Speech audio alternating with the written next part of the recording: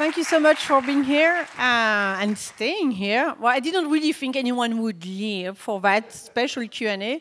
I see the guests. They're not coming from this door this time, which we never did. So please bring a warm applause for M.I.A. and Stephen Loveridge.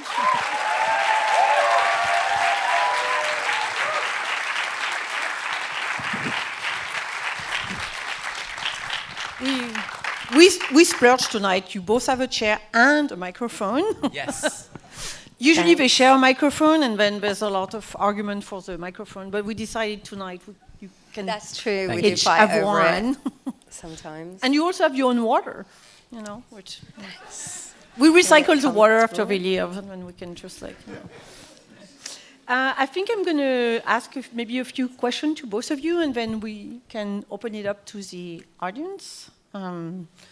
I assume a lot of people maybe have heard about the film before, but like maybe I would start with a question for you, Stephen, in terms of like all the footage that you had access to, and in terms of the editing and finding the right footage for the film. Like, can you talk a little bit about the process in getting the film that we got to see tonight? Yeah, it was a difficult process. It first started off as a project that was funded by M.I.A.'s record label and involved her management, and so it was a very music industry thing, and I went out and interviewed like Kanye and Danny Boyle and people that had worked, you know, famous people that had worked with M.I.A. at some point, and it was turning into a sort of VH1 behind the music kind of thing, and felt really like it would work, but it was for a very different sort of space and a very different purpose. And I basically had a big argument with M.I.A.'s management at the time and leaked the trailer because the project had just stalled and the funding wasn't there. And CineReach, the New York not-for-profit that have been the production company and the funders, saw, there was a guy there called Mike Raisler who saw the trailer online and contacted me and said, are you struggling? Do you want help? And we can help you move this over to documentary world. And so that was how it changed tone from being that very commercial thing to something like this, which was very much the right home for it. But wading through the 900 hours of home footage and verite video, and then the other 500 hours of like archival and every journalist we contacted, that was just, there's no other way to do it than just sit there and watch all of that stuff. So that's why this film took so long. 7 years. Longer than Star Wars. All episodes combined. Yes. So you, obviously all the, I mean, nearly everything from the footage came from you and the work you've been recording early on. So would you do something different at this point if you, when you see the film, like, and you also studied film, so would you edit it in a different way? Initially, when I handed the footage, yeah, I wanted it to be more of a sort of a film for my fans that was more music-driven. You know, and I just always lived quite a compartmentalized life, and I guess even for my fans, I didn't think any of that sort of story was interesting, though I have talked about it in interviews to say, yeah, this is where I come from and this is what happened. But anyway, that's not, you know, let's just have a party. That was kind of the ethos. And that's kind of what I wanted to give them, something a little bit more creatively sort of musical driven. Then Steve moved to New York when I couldn't come to New York. So then I realized that something was going to change about the film, you know, but I felt very like I didn't quite know what that was going to be. So obviously, because I didn't have a visa, I started getting very paranoid, and, you know, and I thought, this is going to be a sting job, you know. And Steve's going to be really passive-aggressive, and all the things he's felt about me for 20 years, he's just going to stab me in the back and all of this stuff. So I had no idea what it was going to be. So when I watched it at Sundance, I was moved that it was, you know, it it was very honest, and it didn't really have a lot of like stabbing in the back type stuff. But it did have a lot of branding for my liking, you know what I mean? There was like, I don't know, I didn't see it tonight, but there was a shot in it where I was dancing in like a Gap top, and then it was DKNY, and then it was Coca-Cola, and then it was, and I was like, you know, are you getting funding from these people, you know? Like, yeah, so when I saw it, that was the only thing I noticed, really. That was a bit like, maybe Steve was cutting secret deals, you know? Yeah. He has a big car waiting for him outside, and it says Coca-Cola on it. Exactly. So, yeah, I'll find out soon. Were you tempted at any time to ask for M.I.A.'s input in terms of putting the footage, or you just wanted to do it by yourself? Yeah. I Definitely don't know not. why. I think M.I.A. being in the edit suite, it would have turned into a completely different thing. And I think sometimes I get this real imposter syndrome about the film, like, did I even do anything? Like, the footage is shot by M.I.A. and it's edited by the editors and the producer helped do this and all that kind of thing. But actually, now that it's been out in the world and I stand back from it and hear M.I.A.'s comments about it, I'm like, tonally, it's such a different thing to what M.I.A. would have made herself, I feel, and then the most directors would have gone for with the footage available, that I can sort of hear my voice in it really clear, or see what I did with that footage was unique to my sort of vision. So, yeah, there was never a temptation to sort of get M.I.A. in the edit suite going, what should I do? But definitely, with hindsight, I should have showed it to her before Sundance, because that was really awkward. Doing that thing, the film finished at the very first screening of it, and then they went, and welcome to the stage, M.I.A. And I had to go, like, what did you think of the film? Like, live on stage in front of an audience. And M.I.A. obviously went, I don't like it. It was really bad, and there's no cool shots in it, and what the fuck was that, basically? Because before he moved to New York City in 2013, or somewhere, no, around 14, he made it sort of soft for that transition by inviting me. He rented like a small space near my house, and he's like, you know, I got here 2 weeks, I'm going to edit the whole movie in 2 weeks, and you're welcome to come in and see this thing. But it was just completely set up. And he was like, you know, I've got an editor for you to sit down and look through some of the stuff, and you can edit 3 minutes of it. Right. And I'm used to making music videos that are 3 minutes long, so I got really excited. And I was like, oh my God, Steve's so amazing. Like, he's letting me do this. So I went in and I worked so hard. And I stayed up all day, all night, and cut this thing, which was 3 minutes long. And it was supposed to be part of the documentary, and none of it was in there. It was like, you know, this whole section of the Kala album that was really important or really fun, and he didn't use any of it. So, yeah, when I saw it at Sundance, I was really upset. I was like, but they didn't give you a microphone in Sundance, so you could barely express your opinion? You were just fighting for the microphone? Yeah, so, I think that worked quite well, because actually it would have been worse if we'd had one no, this is mine. But maybe we could make another film from all the footage, but the hundreds of hours of footage, and it would be a completely different movie. Definitely. The stuff that didn't make it in, some of it is so good and so compelling in a different way, but I had to make some really hard decisions about what was going to make it, and sort of talking about the film away from the footage. And people like Cine Rich were really good at asking me, what was your original vision? What film did you set out to make? Who did you have in your mind as an audience? What reaction did you want to achieve? What's the tone of the film?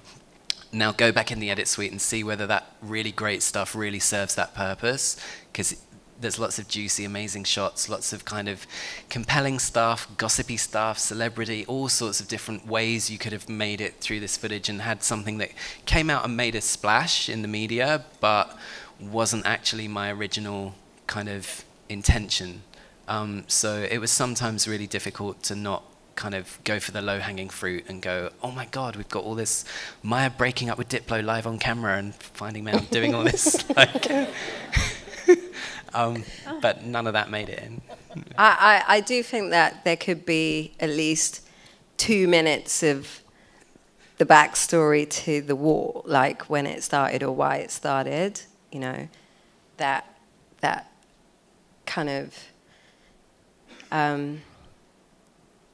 yeah, I suppose just explain why my dad did what he did, you know, because it sort of throws everybody in there without the backstory.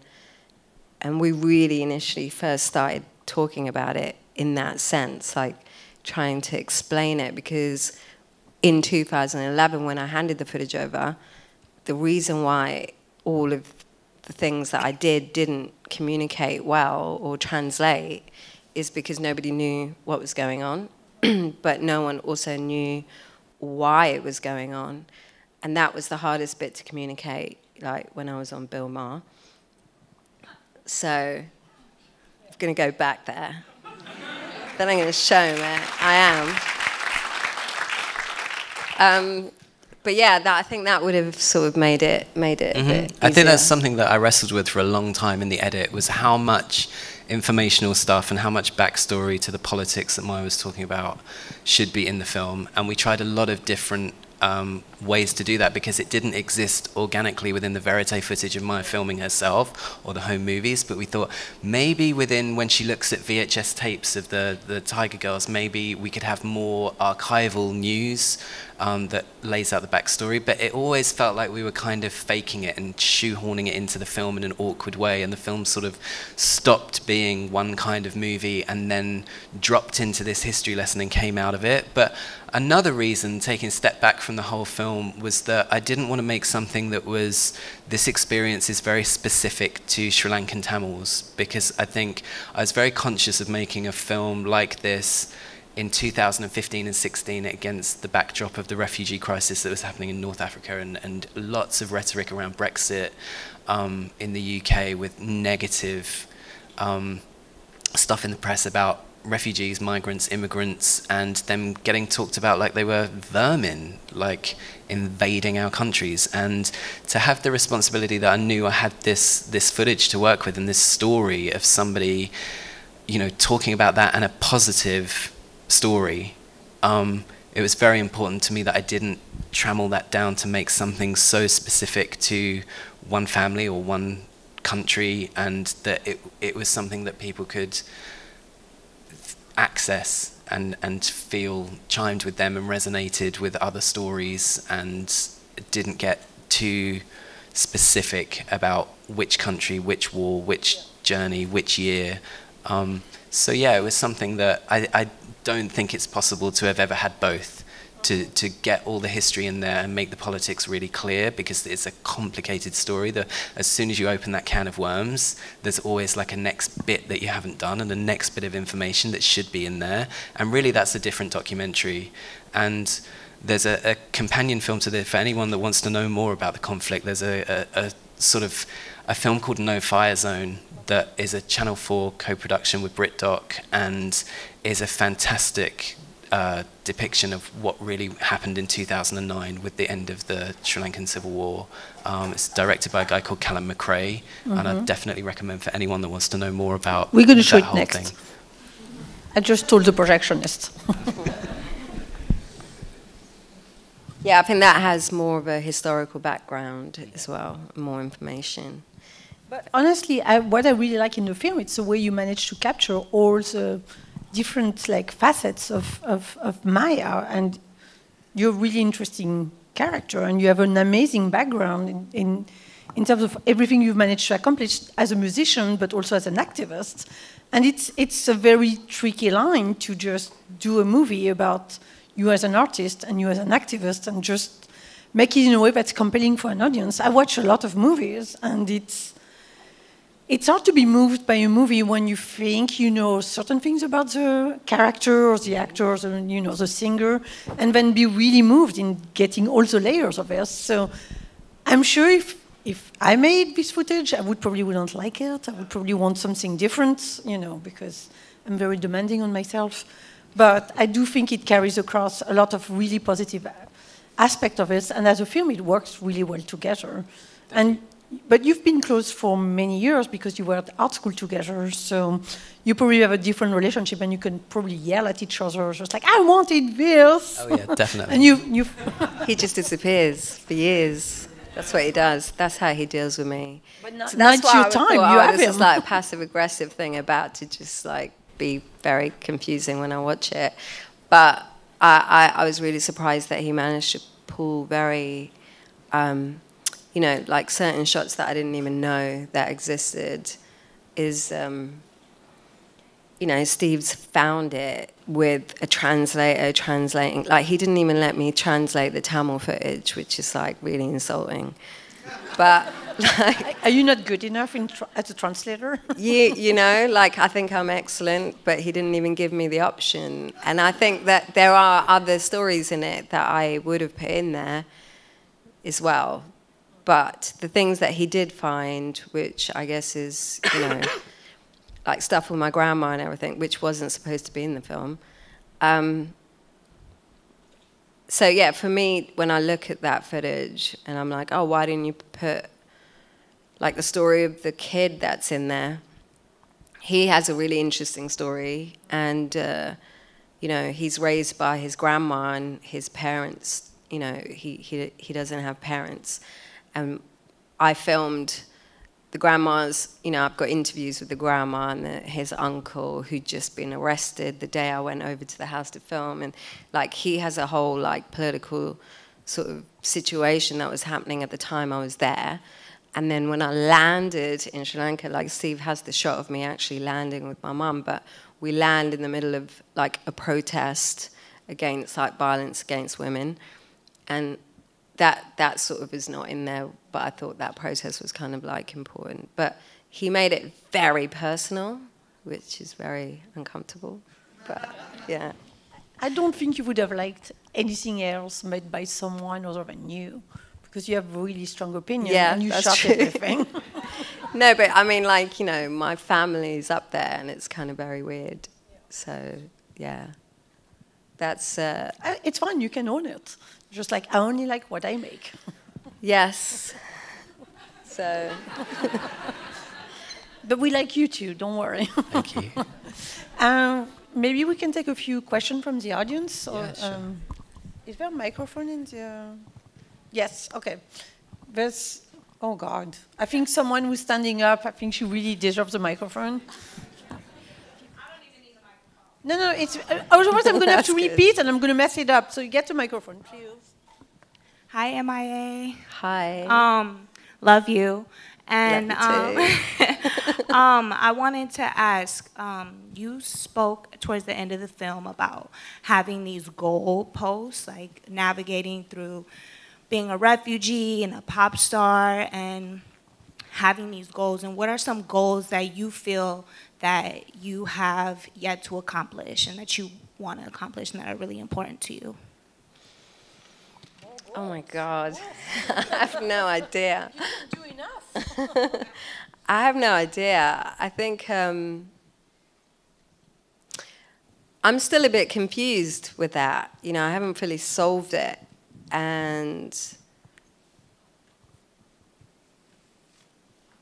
yeah, you know, for me, when I think about the Sri Lankan issue, that's not fully solved. And people, you know, it's really interesting to watch when that war ends and people just have to get on with it. And then what happens to society when they're not sort of helped. But if you lose a war, then, you know, what happens to that generation or, you know, generations to come? And that I find, like, it's you know, it's been 8 years, so I'm very torn between how that is developing and how I can be useful to that, really, which I can't seem to affect, because on the one hand you have to be successful in the West to become like a symbol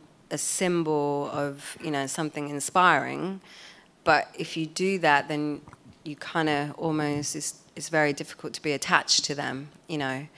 But because it's a new community, the post-war climate is that it's very, like the community leaders in the Tamil regions have been sort of taken out, so it's pretty lawless, and it's like structureless. Young people for the first time have discovered, like, you know, alcohol, drugs, and heroin, porn, you know, Pornhub. They've got data for the first time.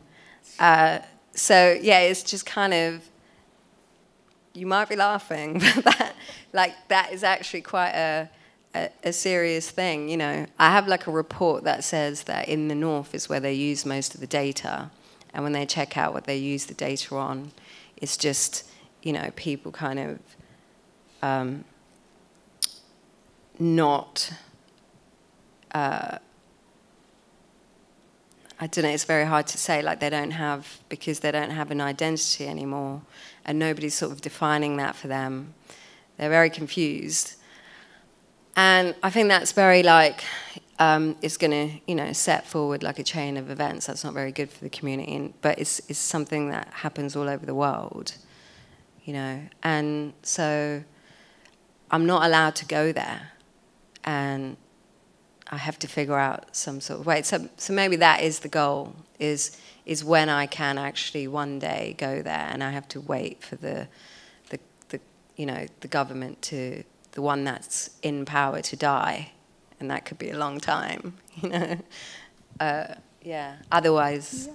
But that's a great platform for you now to just talk about it and maybe try to get things moving at the same time. You know? And being inspiring for people who are interested in the situation too.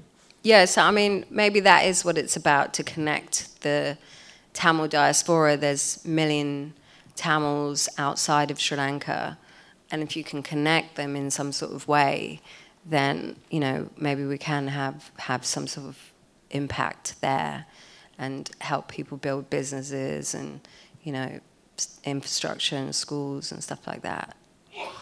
Mm-hmm. We have a lot of hope on you, so everyone here. Oh my God. It's all on you, the entire... It's not, right? Okay, right? Okay, good. She can do it all, so... Yeah, it's true. Is there another question? Okay. There's someone there with a white T-shirt. Yeah, here. Hi, my name is Gabrielle. I never thought I'd actually be this close to you, so I'm going to fangirl for like 10 seconds. Questions that are disguised as speeches are all too common. So I've been listening to your music since Galang came out. I remember watching it on YouTube, as I'm sure a lot of us in this room have.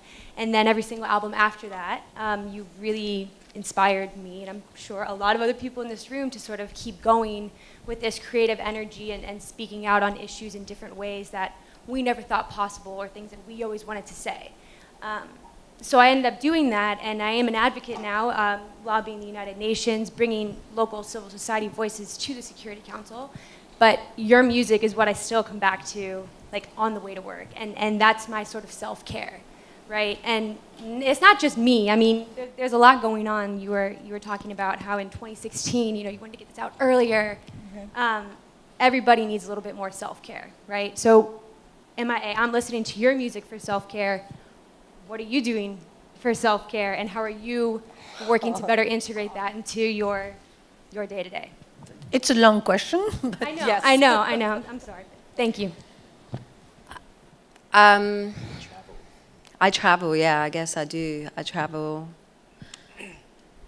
And I read now. I'm dyslexic, but I read. Yeah, it's only recently I've started reading a lot more, because before I was just watching films. I know it's terrible. But yeah, that kind of helps. And yeah, I guess traveling and understanding the world from my kid's point of view, you know, that really helps me, because he's completely different, and he's everything that I sort of have never been, I guess. And, you know, he actually is a privileged kid. So that before, I guess I always found like I know exactly what to do and what to say or how to think, because it was so much about the struggle coming from the streets, and, you know, it was about representing a certain demographic of people, and it was more than Sri Lanka, you know. And now, having had my kid, it's, yeah, I think it's sort of understanding the future or thinking about it. That kind of keeps me sort of centered, because it's so crazy, you know. Actually, the crazier the world gets, the more sort of still I become, naturally. Yeah, so. And you don't even live here, which is I don't the even worst. live here. But It's great in New York, but, you know, I mean, not all it's everywhere's the same, though, you know. I think you're doing another talk tomorrow at MoMA in the afternoon? We are, yes, and Okay. it's free. At what time? I can't remember. Okay. 4:30. 4:30? 4:30. Is it at MoMA? 4:30 it is. Okay, and you're both going to be Yeah. there? Yes. Yeah, that was Both gonna be great there. promotion. So just find it on the website somewhere. But we're talking more tomorrow because we have to end it. We have Icelandic film coming in. But it was really, really great to have you, and I wish Thanks we for had having more time us. to Thanks for discuss. coming. And thank you all so much for coming. Thank you. Thanks a lot. Thanks. Thank you so much.